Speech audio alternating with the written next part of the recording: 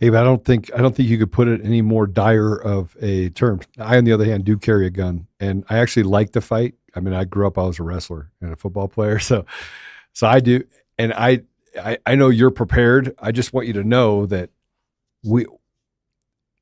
this is me talking to the men out there.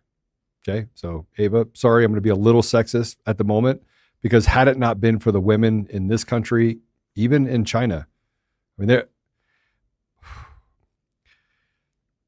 I can't really tell you what I know about China, but I know a lot about China. And there is a groundswell happening in China that nobody hears about, an underground that really wants to take down the Communist Party there too. You're right. You're 100% right.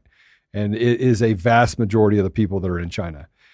With that said, I want to talk to the men out there, because the men have an obligation to protect their society, protect their community. Like they're the hunters. They're the ones that should be standing.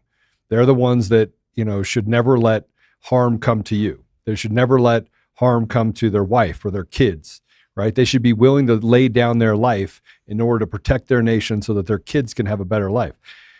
If that means that a herd of elephants comes through and you got to give up your life in order to save your child, that's what we should be doing. But right now we're apathetic. We're comfortable. We just want to breathe. We're selfish. We haven't given of ourselves what I think God wants us to give of ourselves, and that is making sure that we protect humanity. And right now, what you're talking about, Ava, is this is the destruction of humanity. This is the destruction of the basic principles of goodness that they're coming for. I don't think we have much of a choice other than to stand and fight. And they're doing it in other nations. Mm-hmm. Farmers are doing it in the Netherlands.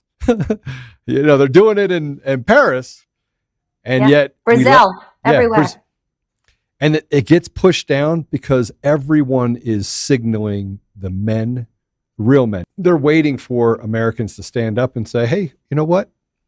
We're done. Mm-hmm. They're waiting.